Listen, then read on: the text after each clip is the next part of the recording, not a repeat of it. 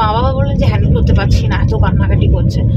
মা বাবা হতে গেলে তো এটা হ্যান্ডেল করতেই হবে, কারণ কোথাও হয়তো আপনিও কান্নাকাটি করছেন, এটা যদি আপনার মনে থাকার কথা না, কারণ তখন আপনিও টডলার ছিলেন। 1-2 বছর বয়সে আপনি কি কান্নাকাটি করেছেন সেটা তো আর আপনি বুঝতে পারবেন না। আমি সুমনা বাগচি, সময় অ্যাড্রেসে আপনাদের অনেক অনেক শুভেচ্ছা, ভালোবাসা। আশা করি সবাই ভালো আছেন, সুস্থ আছেন। আজকে যে বিষয়টা নিয়ে কথা বলবো সেটা হলো একদম ছোট বাচ্চা, টডলারদের নিয়ে। টডলারদের নিয়ে অনেকেই আপনারা খুব চিন্তিত থাকেন যে ভীষণ জ্ঞান করছে, কথা শুনছে না, কান্নাকাটি প্রচণ্ড করছে, কোনো একটা জায়গায় গিয়ে ভীষণভাবে রিয়্যাক্ট করছে। এই বিষয়গুলো আলোচনার ক্ষেত্রে আপনাদের অবশ্যই বলবো যে দেখুন, ছোট বাচ্চা যখন তার পরিবেশ পরিবর্তন হয়, কোথাও যায় এবং তার কমফোর্ট জোন, বাড়ি থেকে একটা অন্য জায়গায় যাওয়াতে তার মধ্যে একটা নানা রকম একটা হয়, একটা অন্য জায়গায় এসছি, তো সেটা একটা অদ্ভুত একটা আনকমফোর্টেবল ফিল হয়, সেই জন্য তারা কান্নাকাটি করে। বিষয়টা খুব নর্মাল। অনেক মা বাবা বললেন যে হ্যান্ডেল করতে পারছি না, এত কান্নাকাটি করছে। মা বাবা হতে গেলে তো এটা হ্যান্ডেল করতেই হবে, কারণ কোথাও হয়তো আপনিও কান্নাকাটি করছেন, এটা যদি আপনার মনে থাকার কথা না, কারণ তখন আপনিও টডলার ছিলেন। 1-2 বছর বয়সে আপনি কি কান্নাকাটি করেছেন সেটা তো আর আপনি বুঝতে পারবেন না। তো বিষয়টা যে মা বাবার ক্ষেত্রে এটাতে রাগ করে, বাচ্চাটার উপর রাগ দেখিয়ে বা বেড়াতে গেছেন সেটার জায়গাটা এনজয় করতে পারছেন না বলে ওকে দোষ দেবেন না। বাবা মা দুজনেই সময় ভাগ করে করে ওকে টাইম দিন, কথা বলুন যে এটা এরকম, এটা সেরকম, নানা রকম কমিউনিকেশন করুন। আজকালকার বাবা মারা কমিউনিকেশন করে না বাচ্চাদের সাথে। ছোটো ছোটো বাচ্চাদেরকেও আমরা অনেক সময় অনেক দেরিতে কথা বলতে দেখি, আর অনেক কারণ থাকে, সাইন্টিফিক কারণ থাকে, কিন্তু অনেকে কম কথা বলে, কারণ বাড়িতে বাবা মা কোনো কথাই বলে না, চুপ করে থাকে, সবাই মোবাইলে থাকে।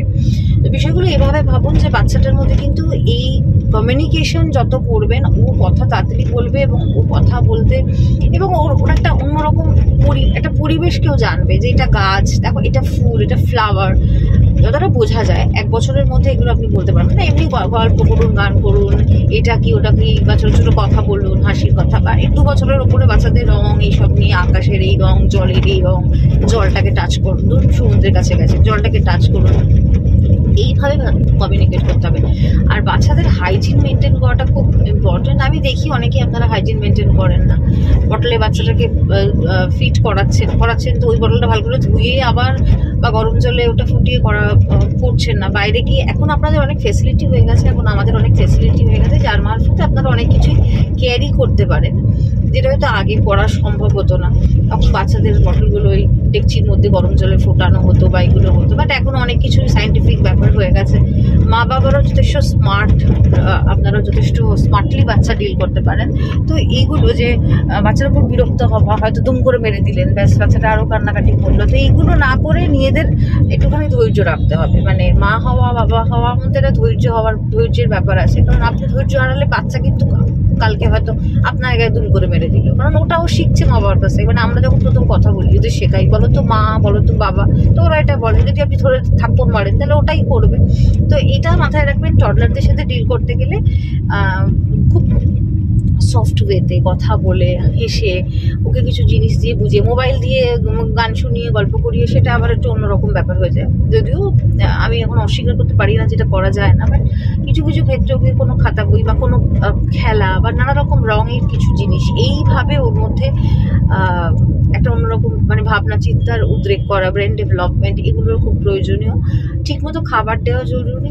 খিদে যদি ওদের পেটে থাকে তাহলেও কিন্তু খুব কান্নাকাটি করে, সেটা মাথায় রাখবেন যে আপনার খাবার ডিউরেশনটা কতটা থাকছে, আপনি বাচ্চাকে ঠিকমতো খেতে দিচ্ছেন কি না। বাইরে বেরিয়ে এটাও হয়। ফুড ক্যারি করবেন অবশ্যই। যদি বিস্কিট খেতে শুরু করে, একটু হালকা বিস্কিট ক্যারি করলেন, যাই করবেন, যেটা আপনার মনে হয়। ডক্টরের সাথে অবশ্যই কথা বলবেন। সমস্ত মেডিসিন ক্যারি করবেন বাচ্চাকে নিয়ে কোথাও গেলে, এবং ভালো করে সময় কাটুন।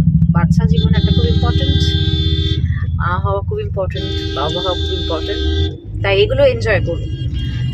ভিডিওটা ভালো লেগে থাকলে অবশ্যই লাইক, শেয়ার, সাবস্ক্রাইব করতে ভুলবেন না। ভালো থাকবেন, নমস্কার।